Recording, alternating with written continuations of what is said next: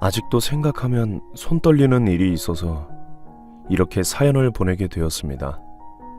저는 평범하게 하루를 살고 있는 한 여자였어요. 그 남자가 저에게 다가오기 전까지는요. 대학에 다니고 있었을 때였습니다. 여느 때와 같이 저는 바쁘게 몸을 움직이면서 수업에 늦지 않게 하기 위해서 엄청 뛰었죠.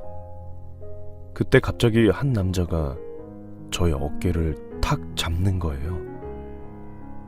저기요, 혹시 이거 주인이세요? 이거 떨어뜨리셨는데 라고 하면서 손에 생리대를 하나 건네주는 거였어요. 아, 창피해. 네네, 감사합니다. 하고 저는 그 생리대를 주머니에 넣고 후다닥 달려갔지요.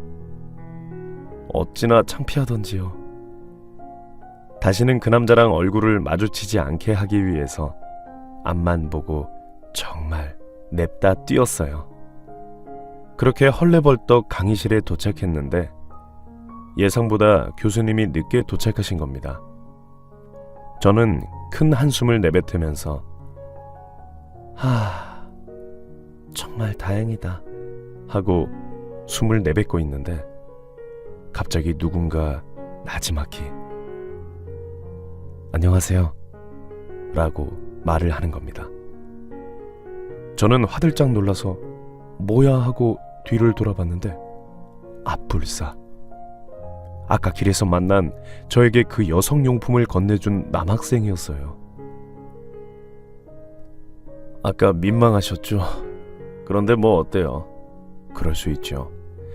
이렇게 만난 것도 인연인데 우리 인사라도 할까요? 통성명이요. 저는 김태풍입니다. 라고 하면서 자기 이름을 말하더라고요. 저는 석사 학위에 재학 중이었고 그 남자의 말을 들어보니 그 남자 또한 원래는 심리학과 학생이었는데 경영학에 관심이 있어서 청강을 온 거라고 하더라고요. 저는 그렇게 그 남자와의 약간은 찝찝한 인연이 시작되었어요. 그 남자는 이후로 제 앞에 참 많이 나타났습니다. 안녕하세요.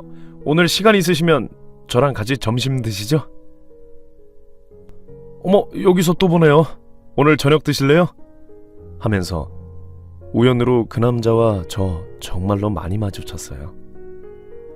처음에는 그 남자가 불편하고 자꾸 피하고 싶고 부담스러웠는데 자꾸 제 앞에 눈에 띄니까 뭐랄까 이제는 안 보이면 섭섭한 수준이 된 겁니다. 한참 그 남자가 제 앞에서 안 보이다가 갑자기 제 눈앞에 띄었을 때 아니 요즘 바쁘신가 봐요?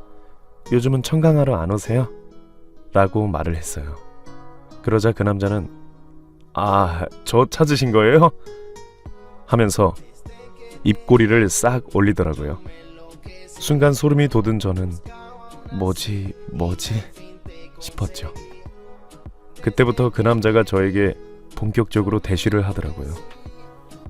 제가 너무나도 마음에 든다고, 정말 마음에 들어서 한번 진지하게 만나보고 싶다고 하면서요. 저는 무척 부담스러웠어요. 안 그래도 제가 사실은 창업하고 체인점이 7개나 넘는 자영업을 운영하고 있는 사람이었고 틈틈이 공부를 하려고 석사 과정에 재학한 거였거든요. 아이고, 그래서 저는 발발 손을 떨면서 사실은 제가 굉장히 바빠서 연애할 시간이 없어요. 일하고 나서 석사 과정 하러 학교에 오면 정말로 저 몸 누일 시간도 없더라고요. 아직은 연애 때가 아닌가 봐요. 하면서 그 남자의 대시를 거절했습니다. 저는 제가 그 말을 하면서도 용기 내서 고백한 건데 너무 내가 냉철하게 거절을 한 건가 미안해서 어쩐담 하고 있었는데 그 남자는 하나도 개의치 않았어요. 오히려 제가 고백 거절을 해도 더 당당하게 시간이 없어요? 그럼 제가 그쪽 시간에 맞춰서 만나드리면 되죠. 뭐가 문제예요? 하나도 걱정하지 마세요. 사랑하게 되면 없는 시간도 만들어지는데요, 뭘. 하면서 능글맞게 웃더라고요. 지금 생각해보면 소름이 끼치는데 그때는 아니, 이렇게 적극적이고 자기 마음을 표현하는 남자가 세상에 있나? 정말 신기하다. 우와. 하면서 감탄을 했습니다. 그래서 저도 모르게 그 남자에게 스며드는 것이었고 저도 점점 그 남자에게 빠져든 거였죠. 그 남자 정말 대단했어요. 정원씨! 서프라이즈! 내가 정원씨랑 데이트하려고 엄청 좋은 분위기 바 통째로 빌렸어요. 하면서 저를 분위기 좋은 술집에 데려간 뒤 그 위에 있는 무대에서 오늘 제가 사랑하는 정원씨를 위해서 노래를 부르고 고백을 하려고 합니다. 정원씨 사랑해요. 제 온 마음을 다 줄게요. 하면서 노래와 함께 저에게 사귀자고 고백을 할 정도로 사랑에 굉장히 헌신적이고 열정적인 남자였어요. 저는 그 남자의 엄청난 노력 끝에 사귀게 되었고 진지하게 결혼 이야기가 오가게 되었죠. 결국에 1년 정도의 열애 끝에 저는 그 남자와 결혼을 기약했습니다. 그런데 다들 이상하게 주변에서 제 결혼을 못마땅해 했어요.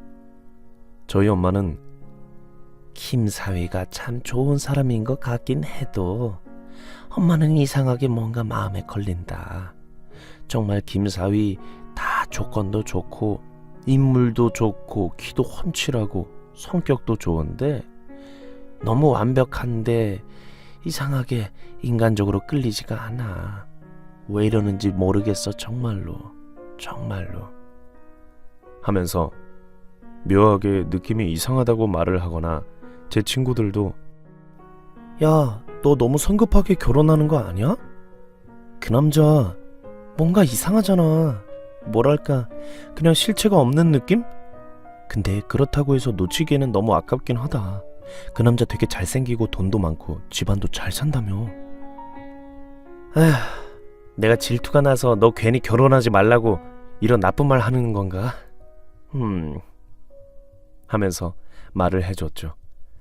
그래도 다들 제 남편 될 사람의 스펙과 능력들은 전부 인정하는 분위기라서 저는 그렇게 크게 신경 쓰지 않았어요. 그냥 여느 다른 부부와 마찬가지로 설레는 결혼 준비를 차근차근 하게 되었지요. 그렇게 시간이 흘러 저희 부부 결혼식이 다가오게 되었습니다. 갑자기 전날 남편이 나 정말로 꿈만 같아. 당신 같은 여자를 내 품에 넣다니. 당신의 손, 눈, 입, 이 모든 게 너무나 사랑스러워 보여. 하면서 낭만적인 말을 하더라고요. 아니, 이 남자가 결혼 전날이라 감수성이 풍부하나? 정말 말도 이쁘게 하네 하면서 저는 정말 당신이랑 결혼하기로 마음먹은 거 잘한 것 같아. 당신 같은 남자 만나서 정말로 행운이야, 나는. 하면서 저는 남편 될 사람의 볼에 입맞춤을 하고 잠에 들었어요.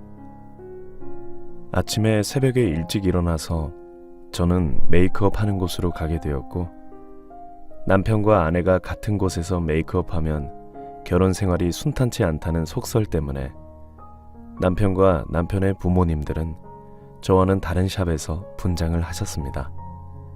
주변에서 어머, 신부님 정말 너무 이쁘세요. 어머, 저희 샵에 연예인들 많이 오시는데 이렇게 완벽하고 어여쁜 신부님을 본 적이 없어요. 정말로요. 아유, 진짜 너무 아름다우세요. 하면서 칭송을 해주셨습니다. 저는 기분이 점점 더 업 되어 있었어요. 그런데 결혼식장에 도착한 순간 제 심장이 쿵 하고 내려앉았습니다. 글쎄, 저기 결혼식 구석에 저를 거의 10년 동안 따라다닌 짝사랑남이 와 있는 겁니다. 그 아이는 저를 중학생 때부터 좋아했어요.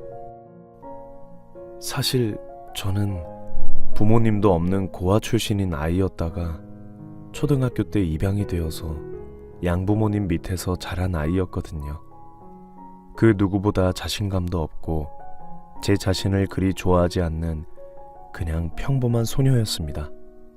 그런데 그런 저를 한 남자가 좋아한다고 따라다니고 전교에 소문이 나니 안 그래도 조용히 살고 싶어 했던 저로선 엄청나게 부담이 되었죠. 그 남자아이는 야, 나 너 좋아해. 너에 대한 감정을 뭐라고 표현해야 할지 잘 모르겠는데 그냥 널 보는 순간 반해버렸어. 이 마음을 어떻게 해야 할까? 나 너 좋아한다? 라고 고백을 했을 때 저는 창피한 마음에 이게 뭐야? 너 때문에 다 망했어. 나는 그냥 평범하게 학교 생활하고 싶단 말이야. 네가 뭔데 애들 앞에서 공개 고백을 해? 하면서 엉엉 울고 그 남자에게 굉장히 모질게 말했어요. 그 남자애는 저의 그런 거절에도 불구하고 계속해서 저를 좋아해 주었고 저는 그 덕에 전교에서 고백받은 아이로 소문이 무성하게 나게 되었지요. 하여튼 고등학교도 같은 고등학교로 진학했고 공부를 잘하는 그 남자애는 원래 서울대 의대를 진학할 수 있었는데 제가 서울 중상위권 대학을 붙었다고 저랑 같은 대학을 가겠다고 하향으로 의대 원서를 써서 또 한 번 저희 고등학교를 뒤집게 만들었죠. 제가 대학을 간 이후로도 끊임없이 구애를 하다가 제가 마음을 먹고 너 때문에 조용히 살고 싶어 했던 내 학창시절이 애들에게 본의 아니게 안주거리로 전락해버리고 나는 내 학창시절을 남들의 입방에 오르락 내리락 하는 걸 지켜보면서 평생 스트레스에 시달리면서 살았어. 나 얼마나 힘들었는지 몰라, 정말로. 그래서 너 이제라도 그만해줬으면 좋겠어. 너가 나 좋아하는 거 나도 고맙긴 한데 그런데 여기까지 해줬으면 좋겠다 라고 단호하게 말했습니다.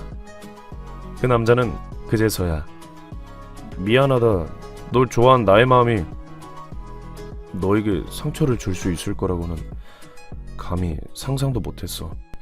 나도 이렇게 오랜 시간 감정이 지속되는 내 마음을 처음으로 겪어본 거고 그래서 너무 서툴러서 너의 입장도 고려하지 못하고 다른 애들이 너의 이야기를 할 수 있도록 공개 고백하고 너를 무안하게 만든 것 같아. 힘들겠지만 이제는 포기할게.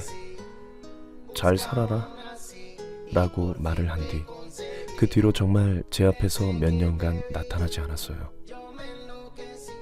그 사이에 제가 결혼을 결심하게 된 거고 한참 그 남자의 존재에 대해서 잊어버렸을 때 그 남자가 제 결혼식에 나타났다는 것을 알게 된 저는 거의 패닉에 빠지게 된 거죠. 속으로 어떻게 내가 그동안 고백 거절한 거 복수하려고 내 결혼식에 나타난 건가? 아니 초대도 안 했고 결혼한다고 말도 안 했는데 어떻게 내 결혼식을 알고 찾아온 거야? 나 어떻게 해? 하면서 별의 별 생각이 다 들었습니다. 그때 저의 걱정과는 다르게 내가 갑자기 찾아와서 당황했지? 그냥 한때 내가 사랑했던 여잔데 너가 가장 행복해야 하는 날 축복해주고 싶어서 찾아왔어. 나 잠깐 오랜만에 너 얼굴 보러 온 거니까 나 너무 신경 쓰지 말고 너 결혼식 즐겨 하면서 두툼한 축의금을 저에게 전달해주고 유유히 떠나더라고요. 뭔가 그 남자의 뒤통수가 쓸쓸해 보였습니다. 저는 그래, 사실 저 아이도 나의 조건에 비하면 굉장히 잘난 아이지. 나처럼 자존감 낮고 뭐랄까 가정 환경이 안 좋은 여자를 괜히 좋아해서 본인 젊음만 상처투성이로 물들고 내가 바보 같다. 만약 내가 나를 더 사랑했었더라면 저 아이랑 이 결혼식에서 손을 잡고 행진했을 텐데 하면서 순간 하면 안 될 생각을 하다가 제 눈앞에 보이는 예비 남편의 얼굴을 본 순간 그 못난 생각을 접고 다시 결혼식에 집중했습니다. 대학, 고등학교 친구들이 우르르 갑자기 몰려들면서 저랑 사진 찍기 시작했어요. 야 정훈아, 너 오늘 왜 이렇게 예쁘냐? 진짜로 세상에서 가장 아름다운 새 신부네. 너 같은 애 처음 봤다, 정말로. 야, 너 이제 시집가서 행복하게 잘 살아야 한다. 그래, 너 그동안 고생 많았고 이제 사업으로 꽤나 성공했으니까 능력 있는 남편한테 기대면서 행복하게 살아 라고 다들 저의 결혼식을 축하해 주었어요. 저는 정말 기분이 좋았죠. 그렇게 결혼식을 마치고 저와 남편은 신혼집으로 갔어요. 원래는 바로 신혼여행을 가려고 했는데 제가 결혼식 한 달 전에 장수술을 받아서 4개월 동안 비행기를 타지 못하는 상황이었죠. 남편, 나 때문에 우리 신혼여행 못 가고 아쉽게 해서 미안해. 아니야, 그럴 리가. 나는 당신의 건강이 세상에서 가장 중요해. 나한테 미안해하지 말고 당신 아프지 않게 몸 잘 챙겨. 알겠지? 하면서 저를 위로해 주더라고요. 저는 그래, 내가 정말 남편 하나는 잘 만났다 하고 굉장히 만족하는 신혼생활을 즐기던 중에 갑자기 남편이 다급하게 저에게 말을 하는 겁니다. 자기야, 갑자기 내가 너무나도 급한 일이 생겨서 급하게 해외로 출국해서 회사를 좀 봐야 할 것 같거든? 한 일주일 정도 걸릴 것 같아. 미안해.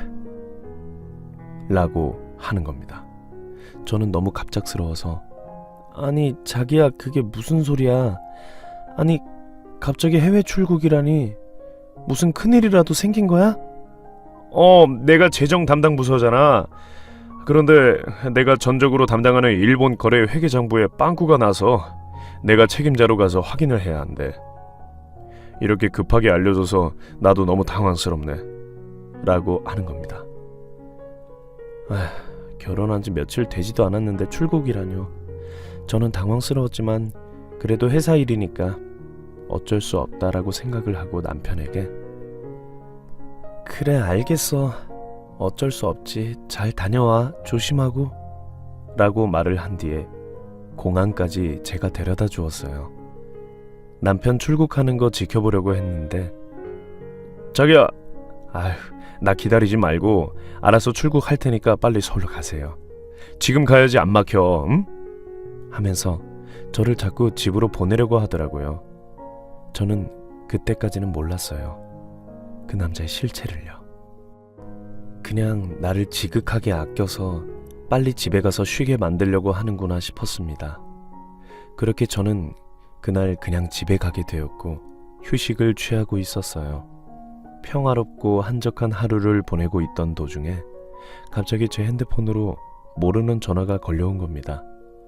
띠리링 띠리링. 저는 원래 모르는 번호는 안 받거든요. 그런데 그날 이상하게 느낌이 쎄한 게 꼭 전화를 받아야 할 것만 같은 그런 기분이 드는 겁니다. 수화기를 들어 걸려온 전화를 받은 순간 어디선가 익숙한 목소리가 제 이름을 부르더라고요. 정원아, 나야. 진모. 진모는 제가 아까 말한 중학생 때부터 저를 10여 년 넘게 짝사랑한 남자였어요. 뭐야? 갑자기 무슨 일로 전화했어? 아참, 나 결혼식에 와준 거 고맙다. 너한테 미안한 감정밖에 없는데 더 미안하게 무슨 축의금 돈을 그렇게 많이 넣었어. 아휴, 참 너도 정말. 하면서 씁쓸한 웃음을 보였어요. 그때 진모가 다름이 아니라 너 지금 남편이랑 같이 있니? 아니, 같이 안 있는데.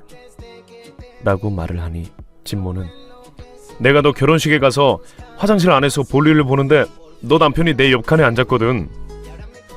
그런데 거기서 들은 통화 내용이 너무 내가 느낌이 안 좋아서 남이라면 그냥 무시했겠지만 아무래도 너 내가 한때 열렬하게 사랑했던 여자기도 하고 이렇게 그냥 묵인하기에는 내 양심의 허락은 안 한다. 라고 말을 하는 겁니다. 저는 순간적으로 너무나도 불안해지기 시작했어요. 뭐지? 뭐 때문에 이런 소리를 하는 거지? 하면서 별의 별 생각이 다 들었습니다. 너 남편 수상해. 사기꾼 같아. 통하면서 이런 소리를 하더라고. 너랑 결혼한 뒤에 바로 너 명의로 된 사업장으로 대출 이빠이 땡긴 다음에 일주일 뒤에 출국을 하든가 아니면 잠적을 한다고. 그게 실패하면 출국한다고 거짓말 치고 그 일주일 동안 서류 작업으로 너네 회사 돈 횡령하고 도망칠 계획할 거라고. 이런 말을 내가 들었는데 아무래도 찝찝해 라고 하는 겁니다. 저는 놀랐어요. 아니 그럼 내 남편이 내 돈을 보고 접근한 거고 지금 출국한다고 한 것도 거짓말이라고? 말도 안 돼. 저는 바로 그 진모에게 진모야 그거 진짜냐? 진짜지? 내 남편 오늘 출국한다고 했는데 뭐지? 잠깐만 끊어봐 라고 한 뒤 저는 아는 친구에게 전화했어요. 공항에서 출입국 담당하는 애인데 저는 그 애에게 야 나 진짜 급하거든? 이런 거 하면 안 되는 거 아는데 사람 한 명만 검색해주라. 진짜로 이상해서 그래 하면서 남편의 출입국 관리 기록부를 확인해달라고 하는데 친구가 야, 네 남편 기록 안 뜨는데? 적어도 우리 공항에서는 입국이나 출입한 사실이 전혀 없어. 이거 주민등록번호랑 이름 맞아? 이상하네. 주민번호 자체가 잘못되었다고 계속 뜨고 뭐야 진짜 하면서 소름 끼치는 말을 한 거예요. 제 남편이 출입국한 사실이 없다고 뜬 겁니다. 순간 저는 별의 별 생각이 다 들었고 남편의 진짜 실체가 뭔지 그때부터 수색하기 시작했습니다. 그때 진모가 자기가 도와주겠다고 손을 먼저 내밀어 주었고 저는 고맙다고 하면서 그 손을 잡았어요. 진모가 제 남편이 나온 대학의 과 동기들을 수소문해서 제 남편에 대해서 물어봤다고 합니다. 그런데 그 동기들 전부 제 남편 이름이며 얼굴이며 한 번도 본 적이 없다고 정말로 이런 사람이 있는 게 맞냐고 하면서 말했다는 겁니다.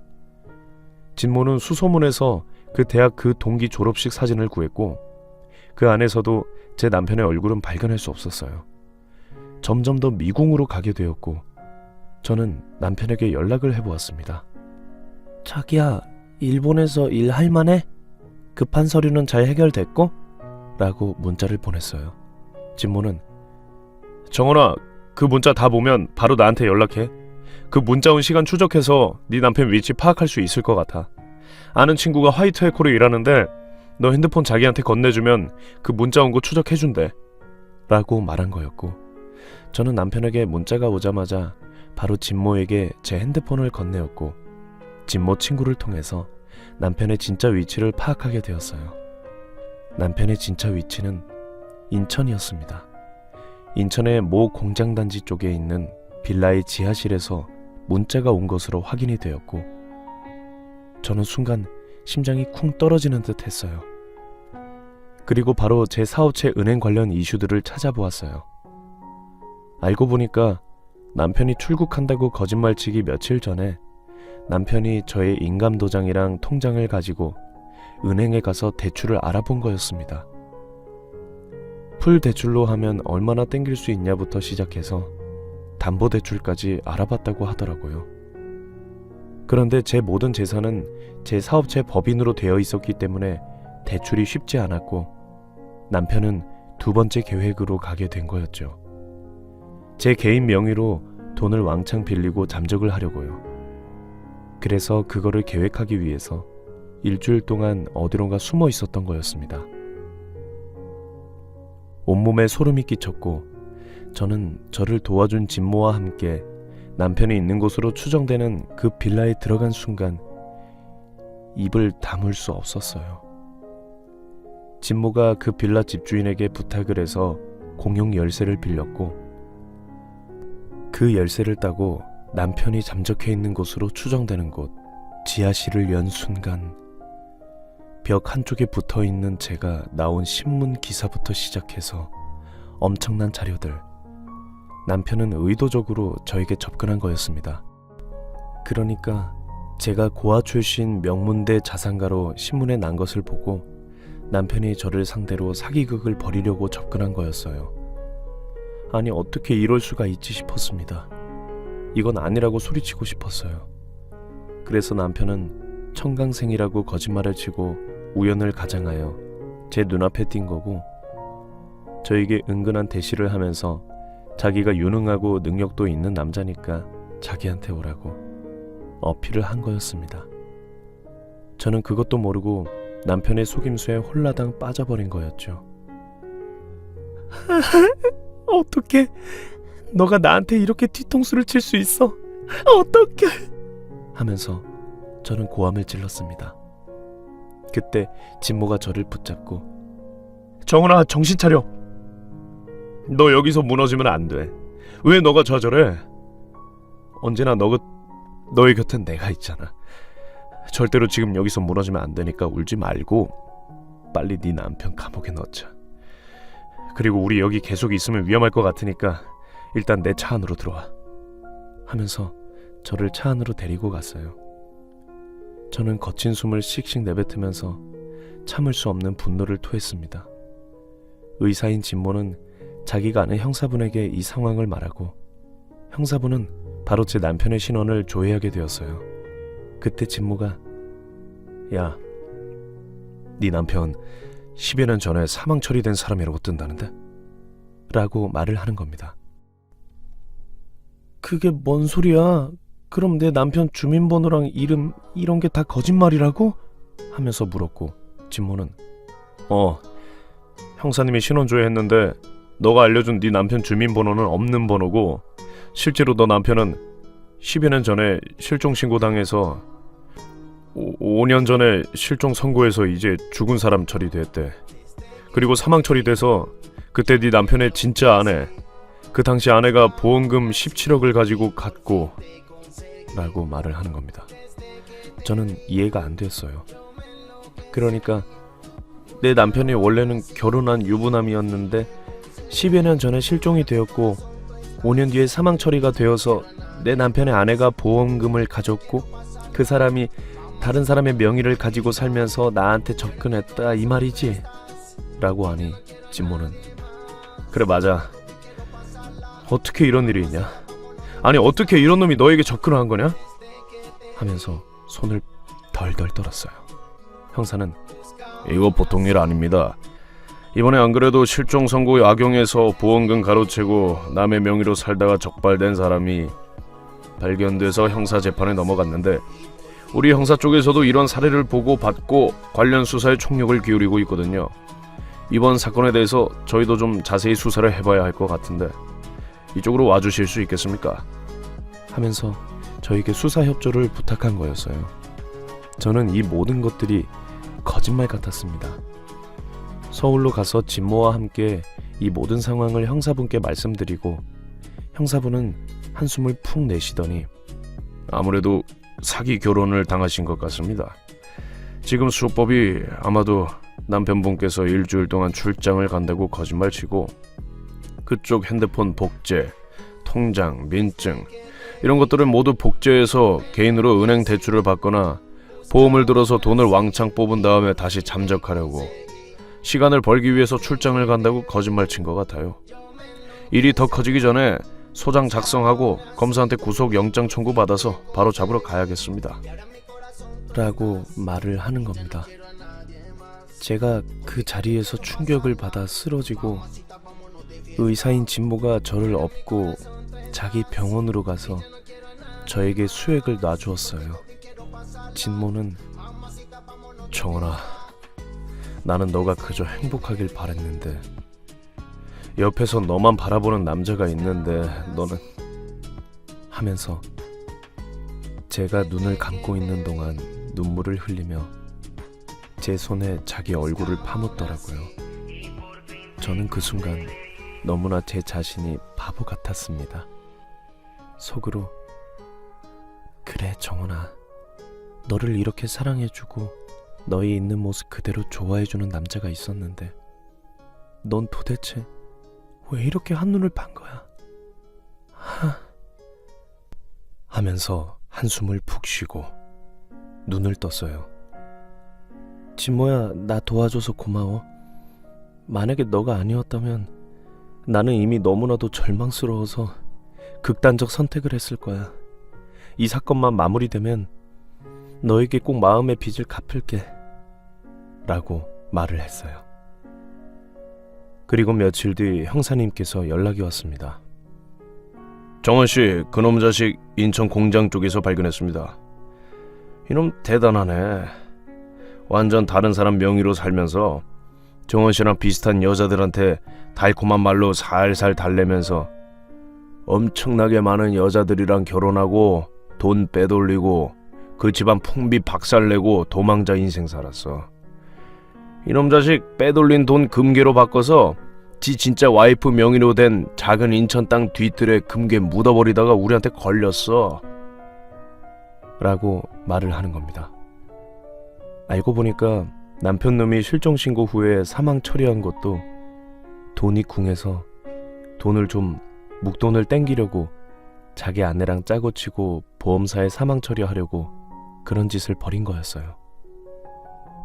그 이후로 두 부부 사치스러운 삶을 살다가 돈이 궁해지니까 신문 기사를 통해 저의 존재를 알게 된 거고, 고아 출신인 제가 순수해 보이니 저를 표적으로 삼은 거였죠.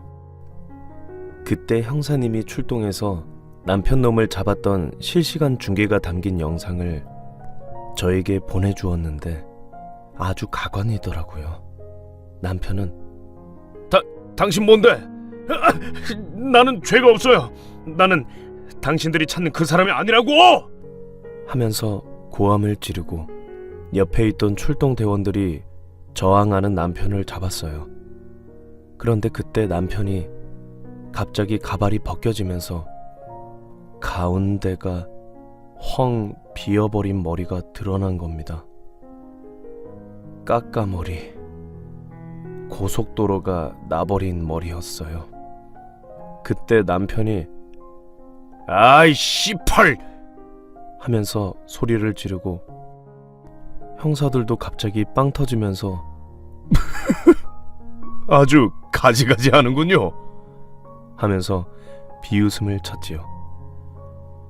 알고 보니 남편 놈은 다양한 연령대의 여자를 꼬시기 위해서 자기 탈모인 거를 숨기고 가발을 쓰고 다니면서 어쩔 때는 대학원생, 어떨 때는 복학생인 척 또는 회사원인 척 하면서 살아간 거였어요. 아휴, 그리고 체포하는 과정에서 얼마나 반항을 심하게 했던지 밑에 있는 바지가 벗겨지면서 곰돌이 푸 사각 반스가 다 드러났고요. 자기 자신을 이 세상에서 사라지게 할 만큼 깡은 있으면서 또 반스는 곰돌이 푸 팬티를 입는다는 거, 그 자체가 저도 웃겼지만 현장에 나간 경찰들도 너무 웃겨서 푸하하 웃는 소리가 현장 카메라에 다 잡혔네요. 에휴, 한 경찰은 정말 많은 범죄자들을 만나보긴 했지만 아주 가지가지 하십니다 하면서 비웃었네요. 그렇게 남편 놈은 잡히게 되었고 공문서 위조 혐의, 사기죄 등등 엄청나게 많은 혐의로 인해 바로 구속이 되어버렸고 지금은 1심 징역형을 기다리고 있어요. 천만다행인 것은 제가 그놈과 혼인신고를 안 했던 것이었죠. 그래서 제 친구들과 저의 양엄마가 제가 결혼할 남자가 조건은 완벽한데 뭔가 모를 쎄한 느낌이 든다고 말한 이유가 이것 때문이었습니다. 정말로 저는 너무나 그때 그들이 왜 그렇게 말한지 이해가 되면서 땅을 치고 후회했어요. 진모 앞에서 술을 왕창 마신 저는 진모야, 나는 바보인가 봐. 진짜 나를 사랑하는 사람 말은 안 들으면서 어리석은 판단만 하고 우리 엄마랑 내 친구들이 내가 하는 결혼, 내가 데려온 그 남자 뭔가 쎄하다고 했을 때 그 사람들 말 듣고 결혼하지 말걸. 괜히 고집 피워서 이렇게 뭔가 애매한 이혼녀가 되고 마음에 상처만 입게 됐네. 나 정말로 바보인가 봐. 나 왜 이래? 하면서 펑펑 울었습니다. 10년 넘게 저를 좋아해주고 짝사랑해주고 기다려준 진모는 이번에도 저를 여김없이 위로해주고 제 곁에 있어주었어요. 야, 내가 말했지. 너 사랑받을 만한 자격 있는 여자라고. 여기서 너 무너지고 힘들어하면 절대로 안 돼. 그리고 너가 이상한 게 아니라 그놈이 이상한 거고, 사기치기로 작정하면 누군들 사기 안 당하겠어. 속상해하지 마. 그리고 너 이제부터는 사랑하는 사람들이 말해주는 이야기 귀 기울여 듣고, 그래, 나 이제는 나를 사랑해주는 사람들의 이야기 정말로 잘 귀 기울여서 들을 거야. 내가 바보였지, 정말로. 정말로 이제는 너를 사랑해주는 사람들의 이야기 들을 거야? 그럼 정원아, 너 나랑 결혼하자. 내가 너 중학교 때부터 좋아했던 거 알지? 그동안은 내가 어리석어서 너에게 부담 주는 방식으로 마음을 표현했는데 이제는 안 그럴게. 나 용기 내볼게. 너가 좋아. 나 너란 여자랑 함께 남은 인생을 꾸려보고 싶어. 그게 나의 소원이야. 하면서 저에게 고백을 하는 겁니다. 너무 놀랐어요. 이렇게 바보 같고 밑바닥을 기고 있는 내가 좋다고? 하면서 저는 내가 이래도 좋아? 이렇게 멍청하게 사람에게 사기당해도 좋다고? 그래도 좋아. 나랑 결혼하면 행복하게 해줄게. 라고 하면서 진지하게 고백을 하더라고요. 저는 그날 펑펑 울면서 그동안 저를 기다려주고 변함없이 저를 사랑해준 진모에게 저의 온 마음을 주게 되었고, 사기꾼 남편놈을 만나서 사기당했다는 절망감에 목숨을 끊으려고 했던 제가, 별 볼 일 없다고 생각한 저를 짝사랑해준 진모 덕분에 인생의 구렁텅이에서 가까스로 올라와 구원받을 수 있게 되었어요. 그렇게 저는 전 남편이 징역형 확정을 받은 그날 진모에게 청혼을 받고 바로 결혼에 골인하여 지금은 너무나도 행복하게 잘 살고 있네요. 어릴 때 너무나 남자 보는 눈이 없고 제가 저를 사랑하지 않아서 제 곁에 있는 좋은 사람들을 놓치고야 말았어요. 그래서 저는 너무나도 후회했지만 지금은 그래도 다시 사랑을 찾고 행복해져서 용기를 내어 글을 쓰게 되었습니다. 좋은 남자를 만나려면 좋은 사람이 되어야 하는 것 같아요. 남자를 사랑하기 전에 내 자신을 먼저 사랑하고 나를 포장하고 꾸미려고 하지 말고 있는 그대로의 모습을 보여주면서 그 사람에게 꾸밈 없는 태도로 다가가는 것이 가장 좋다고 생각을 아직도 하고 있습니다. 혹시라도 저처럼 어리석은 생각을 해서 안 좋은 결혼이라는 선택을 하시는 분들이 있다면 부디 저의 이야기를 듣고 한 번만 다시 생각해 보았으면 좋겠네요. 정말 결혼이라는 것은 신중하고 또 신중하게 결정해야 하는 문제인 것 같습니다. 아무리 생각해도 맞는 것 같네요. 그럼 저의 긴 이야기 들어주셔서 감사합니다. 그리고 결혼하기 전에 꼭 상대방 신원이나 신분 철저하게 확인하고 하시기 바랍니다. 생각보다 저와 같은 일을 겪으신 분들이 많다는 것을 알게 되어서 이렇게 사연을 보내게 되었습니다.